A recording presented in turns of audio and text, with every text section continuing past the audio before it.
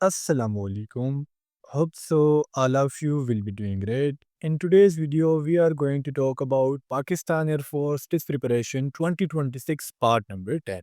अच्छा बच्चों के बहुत ज़्यादा डिमांड्स होते हैं। कुछ कहते हैं सर इसमें बायोलॉजी के एमसीक्यूज इंक्लूड करें, कुछ कहते हैं सर इसमें कंप्यूटर साइंस के एमसीक्यूज इंक्लूड करें। तो बेटा मैं तमाम सब्जेक्ट्स के एमसीक्यूज जो हैं वो ऑलरेडी मैं पीडीएफ्स बना चुका हूँ, जो राउंड अबाउट 350 आपको पेजेस मिलेंगे। 350 आपको पेजेस मिलेंगे। एमसीक्यूज अब आप इमेजिन कर सकते हो कि मैं आपको कितने ज़्यादा एमसीक्यूज दूंगा जो आपके पेपर में आएंगे। सो अगर आप वो नोट्स बाय करना चाहते हैं तो गिवन नंबर पर आप मेरे साथ कॉन्टेक्ट कर सकते हैं। अब आइए अपनी वीडियो को star MCQ is in which of the system listed below is the entropy decreasing. तो बेटा आई थिंक सो एंट्रोपी में आपको प्रीवियस वीडियो में बता चुका हूँ कि एंट्रोपी होती क्या है। एंट्रोपी मैंने आपको कहा था कि किसी सिस्टम में कितना डिसऑर्डरनेस है उसको मैयर करना, ये कहलाता है एंट्रोपी। सपोज कर ले हमें गैस सिलेंडर दिया गया है, इसके अंदर गैस के मॉलिक्यूल्स है। अभी जो गैस के मॉलिक्यूल्स है आपस में टकराएंगे, सो लाजमी सी बात इनकी काइनेटिक एनर्जी ज़्यादा होंगी, और काइनेटिक एनर्जी ज़्यादा होने की वजह से मॉलिक्यूल जो है कभी यहाँ पर आएंगे, कभी यहाँ पर आएंगे, कभी यहाँ पर आएंगे और कहीं यहाँ पर आएंगे। सो इन मॉलिक्यूल्स में जो आप डिसऑर्डरनेस मेजर कर रहे हो उसी को हम नाम देते हैं एंट्रोपी का। और एंट्रोपी का जो डायरेक्ट रिलेशन है वो है हीट के साथ। जितना आप हीट बढ़ाते हो उतनी ही एंट्रोपी ज़्यादा होती जाती है। अब यहाँ पर अगर हम बात करें कि कौन से सिस्टम में एंट्रोपी डिक्रीज होती है, तो वो जब आप गैस को कूल्ड करते हो। सो बेटा लाजमी सी बात है, अगर गैस कूल्ड होगा तो उसके मॉलिक्यूल्स में जो काइनेटिक एनर्जी होंगी वो लॉस होंगी, और काइनेटिक एनर्जी लॉस होने की वजह से उनकी जो एंट्रोपी है वो decrease. Q number 2 is the value of Boltzmann constant is. So मैंने आपको थिंक सो प्रीवियस वीडियो में भी यही बताया था कि जो कांस्टेंट वैल्यूज हैं ये आपने लाजमी से याद करके जाने हैं। And the value of Boltzmann constant is 1.38 multiply by 10⁻⁻23 joule per kelvin. इसी तरीके से आपने speed of light, gravitational constant की जो वैल्यूज हैं ये आपने प्रिपेयर करके जाना। Number 3 is mitochondria second name है। सो माइटोकॉन्ड्रिया का जो सेकंड नेम है वो है कॉन्ड्रियोसोम। बेटा इससे पहले आई थिंक सो हम डिस्कस कर चुके हैं कि माइटोकॉन्ड्रिया को हम power house of the cell कहते हैं। Power house of the cell हम इसे इसलिए कहते हैं क्योंकि इस माइटोकॉन्ड्रिया के अंदर होता है रिस्पायरेशन, और रेस्पिरेशन के नतीजे में प्रोड्यूस होती है एटीपी। तो एटीपी की वजह से, चूंकि एटीपी सेल करेंसी है, तमाम सेल जो है वो यूज़ करते से डिफरेंट फंक्शंस के लिए। सो दैट्स व्हाई माइटोकॉन्ड्रिया को power house of the cell कहते हैं। Secondly mitochondria is also known as self replicating organelle. Self replicating organelle हम इसके इसलिए कहते हैं क्योंकि माइटोकॉन्ड्रिया के पास अपना डीएनए होता है। MCQ number 4 is genome of viruses is composed of. So viruses हमारे पास ऐसे लिविंग ऑर्गेनिज्म भी है और नॉन लिविंग ऑर्गेनिज्म भी, यानी लिविंग और नॉन लिविंग के इन बिटवीन है। क्योंकि जब लिविंग थिंग के अंदर होते हैं तो सर्वाइव कर सकते हैं, और जैसे बाहर आ जाते हैं ये मर जाते हैं। वायरसेस का जो जीनोम है, जीनोम का मतलब क्या होता है, एक सेल के अंदर टोटल कंटेंट ऑफ डीएनए जो होता है ये कहलाता है जीनोम। सपोज करें मैंने कहा ये हमारे पास ह्यूमन बॉडी का एक सेल है, ये सेल का न्यूक्लियस है। अब इस न्यूक्लियस के अंदर जो टोटल डीएनए प्रेजेंट है this is known as genome. Viruses का जो जीनोम होता है और बोथ ए एंड बी है, यानी या तो डीएनए होगा या फिर इनमें जो जीनोम है वो आरएनए होगा। MCQ number 5 is viruses resemble living things because they. So viruses जो है ये लिविंग थिंग के साथ में मुशाबहत रखते हैं बिकॉज दे रिप्रोड्यूस। रिप्रोड्यूस मतलब ये है कि जब ऐसे आप लिविंग थिंग के अंदर छोड़ोगे, सपोज करें मैंने कहा ये एक छोटा सा वायरस है, ठीक है, वैसे वायरस ऐसे होता नहीं है, और यहाँ पर ये एक लिविंग सेल है। So, जब ये लिविंग सेल के अंदर जाएगा तो ये अपनी ढेर सारी कॉपीज बनाता है। इस प्रोसेस को हम नाम देते हैं रिप्रोडक्शन का, और रिप्रोडक्शन ये जो कैरेक्टरिस्टिक्स है चूंकि लिविंग थिंग्स का है, सो दैट्स व्हाई हम कहते हैं कि वायरसेस जो है ये लिविंग थिंग को रिजेंबल करते हैं in terms of reproduction. And skill number 6 is if pH is equal to 3 the solution is। so बेटा मैं आपको pH स्केल डिटेल्स के साथ पढ़ा चुका हूँ। अगर ये आपके पास एक pH स्केल है तो इस पर डिफरेंट डिजिट्स दिए जाते हैं। यहाँ पर होता है 0, फिर यहाँ पर होता है 7, यहाँ पर होता है 14। बीच बीच में जो डिजिट्स होंगे वो आप लिख लेना 1 2 3। जिस तरह यहाँ पर 1 हो गया, फिर 2 3 4 5 6 और 7 8 9 इस तरह जाते जाए। अगर किसी सोल्यूशन का पीएच 7 आ जाए, जिस तरह वाटर का पीएच 7 होता है, तो इट्स मीन ये जो सोल्यूशन होगा ये न्यूट्रल होगा। अब 7 से अगर आप नीचे आएंगे, अगर 7 से आप नीचे आएँगे, तो आपका जो सॉल्यूशन होगा वो एसिडिक होते जाएगा। यानी अगर पीएच 1 आए, 2 आए, 3 आए या 6 आए, तो ये जो सारा सॉल्यूशन होगा ये एसिडिक होगा। और अगर 7 से ऊपर 8 आए, 9 आए, 10 आए अप टू 14, तो ये होगा बेसिक। यहाँ पर पीएच क्या है 3, तो इसका मतलब ये है कि ये स्ट्रॉन्ग एसिडिक है, यानी ये स्ट्रॉन्ग एसिड है।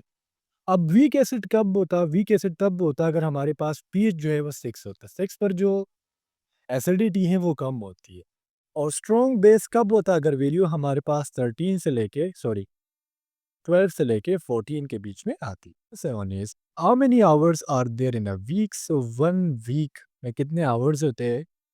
सो 1 डे में होते हैं 24 आवर्स। इसको आप 7 के साथ मल्टीप्लाई कर लो। 7 3 आर 21 एंड 7 4 आर 28 से हो जाएगा 8 हो जाएगा 2, 7 2 आर 14 और ये हो जाएगा 16। सो 1 वीक में हमारे पास टोटल 168 आवर्स होता है। इसके number 8 is a device used to measure potential difference is called. So यहाँ पर बेटा अगर आपने पोटेंशियल डिफरेंस को डिटेक्ट करना है कि किसी वायर में पोटेंशियल डिफरेंस है या फिर नहीं, सो उसके लिए यूज होगा गैल्वेनोमीटर। अगर आपने करंट को मेजर करना है, device used for the measurement of current it is known as ammeter.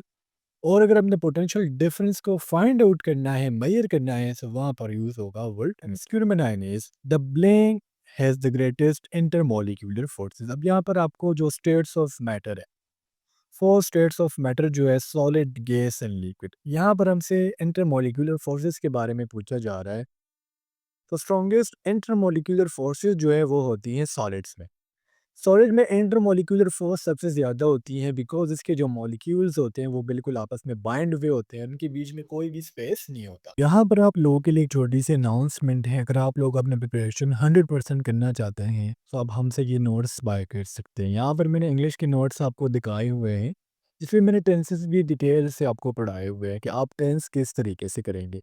और ये बात अपने ज़हन में बिठा लीजिएगा कि टेंसेस के एमसीक्यूज़ आपके पेपर में लाज़मी आएँगे। सिंपल देखिए प्रेज़ेंट इंडेफ़िनिट टेंस लिखा हुआ है, नीचे उसका तरीका है कि किस तरीके से इसका फ़ॉर्मूला क्या होगा, सब्जेक्ट किस तरीके से लगता है। तो अगर आप लोग एरो ट्रेड्स, पीएफ, स्पोर्ट्समैन जो भी है आप उसकी प्रिपरेशन करना चाहते हैं, तो आप हमारे गिवन नंबर 002556419495 पर हमसे कॉन्टैक्ट कर सकते हैं। ये टोटल आपको इंग्लिश के 137 पेजेज़ मिलेंगे। इसके अलावा और भी नोट्स हैं जो आपके काम आएँगे। मैं आपको पूरी प्रिपरेशन करवाऊँगा। और पेजेस को देख के आपने डरना नहीं है, जस्ट आपको समझाने के लिए है। अगर आप लोग टेंस स्किप करना चाहते हैं तो आप स्किप भी कर सकते हैं। अगर हम गैस में बात करें तो गैस में जो है वीक इंटरमॉलिक्यूलर फोर्सेस होते हैं और लिक्विड में इन बिटवीन होता है। सपोज करें अगर हम इसको हम चार्ट के थ्रू लिख दे, सॉलिड में सबसे ज़्यादा होगा, देन लिक्विड में इंटरमॉलिक्यूलर फोर्सेस सबसे ज़्यादा होंगे, देन गैस में सबसे ज़्यादा। Question number 10 is the number of digits in 25 are. So it's simple सा एमसीक्यूज है। 25 में जो डिजिट्स है वो बेसिकली 2 है। अब आपने मुझे कमेंट सेक्शन में बताना है कि 1408 इसमें टोटल कितने डिजिट वाले आने is 0 1 2 3 is called blank set. So बेटा वो सेट जो स्टार्ट हो 0 से ये कहलाता है होल सेट। ठीक है, कौन सा सेट कहलाएगा? Whole set. और वो सेट जो 1 से स्टार्ट हो, लाइक अगर मैं कहूँ 1 2 3 4, सो फिर ये सेट कौन सा कहलाएगा? ये सेट कहलाएगा नेचुरल सेट। सो वो सेट जो 0 से स्टार्ट होगा वो होगा होल सेट, और वो सेट जो 1 से स्टार्ट होगा वो होगा next. Question number 12 is right 387 फिर आगे 40 है इन साइंटिफिक नोटेशन। सो बेटा यहाँ पर आपने साइंटिफिक नोटेशन में लिखना कैसा है, तो जो पॉइंट होगा पॉइंट इसको अपने फर्स्ट नॉन जीरो डिजिट के बाद लगाना है। अब यहाँ पर चूंकि हमें पॉइंट दिया नहीं गया, इट्स मीन जो पॉइंट है वो लास्ट जीरो के बाद थे। सो ये इस तरीके से होगा 38740 लगा लें आप, और यहाँ पर पॉइंट। अब हमने पॉइंट को क्या करना है, आगे लेके जाना है। तो पॉइंट पहले यहाँ आएगा 1 2 3 4 5 6, यानी 6 पॉइंट जो है वो पॉइंट आ गया। सो हम इसको इस तरह लिखेंगे 3.87 मल्टीप्लाई बाय 10 लिख लेंगे। और कितने पॉइंट्स आ गया था? 6 पॉइंट्स। तो ये हो जाएगा 6। तो इसका जो साइंटिफिक नोटेशन है वो इस तरीके से 3.87 multiply by 10 raise to power 6। Question number 13 is the protein code of virus is known as. So यहाँ पर मैंने बोल्ड भी नहीं किया ऑप्शंस। तो यहाँ पर ये जो प्रोटीन कोड होता है वायरस का, ये बना होता है कैप्सिड का। और कैप्सिड बेसिकली अगर सपोज कर ले आपसे दो एमसीक्यूज यहाँ पर हमारे कवर होते हैं। एक तो ये हो गया कि वायरसेस का जो कोड है ये बना होता है प्रोटीन। तो अगर सपोज के लिए एमसीक्यूज आ जाए, the coat of the virus is made up of, तो फिर वो आपने बताना है कि प्रोटीन से बना होता है। और ये जो प्रोटीन का कोट है, इसको हम नाम क्या देते हैं? इसका जो नाम है वो है कैप्सिड। इसके जो बेस्ट एग्जांपल हैं वो है बैक्टीरियोफेज।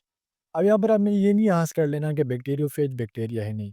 बैक्टीरियो का मतलब होता है बैक्टीरिया, और फेज का मतलब होता है ईटिंग। वो वायरसेस जो बैक्टीरिया को खाते हैं वो कहलाते हैं bacteriophage. MCQ number 14 is the heart is enclosed in a membrane is called. सबसे पहले हम स्टार्ट करते हैं प्लीवरा से। आपके लंग्स के इर्द गिर्द जो मेम्ब्रेन है, जो लंग्स को प्रोटेक्ट करती है, वो है प्लीवरा। अगर हम हार्ट की बात करें तो वो जोन से सेक के अंदर मौजूद है, वो है पेरिकार्डियम। और यहाँ पर जो वर्ड है पेरिटोनियम, आपके जो किडनीज है, जो आपके गुर्दे हैं, उसके इर्द गिर्द जो प्रोटेक्टिव मेम्ब्रेन है, वो है पेरिटोनियम। सो लंग्स के इर्द गिर्द प्लीवरा, हार्ट के इर्द-गिर्द पेरिकार्डियम, और किडनीज के इर्द-गिर्द peritoneum. Last MCQs is in which animal respiratory surface are found in more than one organ. So respiratory system, जो हमारा रेस्पिरेटरी सिस्टम है, हम रेस्पिरेशन करते हैं थ्रू लंग्स, और लंग्स में फिर होती है स्पेशलाइज्ड सेक लाइक स्ट्रक्चर अंगूरों की तरह, और वो है alveoli। लेकिन कुछ ऑर्गेनिजम्स ऐसे भी हैं जो लंग्स के थ्रू, गिल्स के थ्रू भी रिस्पायरेशन करते हैं, लेकिन साथ साथ वो स्किन के थ्रू भी रिस्पायरेशन करते हैं। सो वो हैं फ्रॉग। फ्रॉग को हमने देखा होगा, सर्दियों में ये ज़मीन के नीचे चला जाता है, और ये सांस फिर कैसे लेता है? अगर इसका मुंह भी कवर हुआ हुआ है, तो बेटा इनकी जो स्किन्स होती हैं वो बहुत ज़्यादा मॉइस्ट होती है, और इन मॉइस्ट स्किन के थ्रू जो रिस्पायरेटरी गैसेस का एक्सचेंज है वो बहुत आसानी से होता है। तो फ्रॉग वाहिद एक ऐसा रेप्टाइल है, जो सॉरी एम्फीबियन है, जो क्या कर सकता है अपने लंग्स के थ्रू और अपने स्किन के थ्रू, दोनों के थ्रू ये सांस ले सकता है। उम्मीद करता हूँ स्टूडेंट्स, आपको आज के जो एमसीक्यूज है ये समझ आपको आ गई होंगी, और नेक्स्ट पार्ट में इंशाल्लाह मिलते हैं। तब तक के लिए मुझे इजाज़त दीजिए। अल्लाह हाफिज़।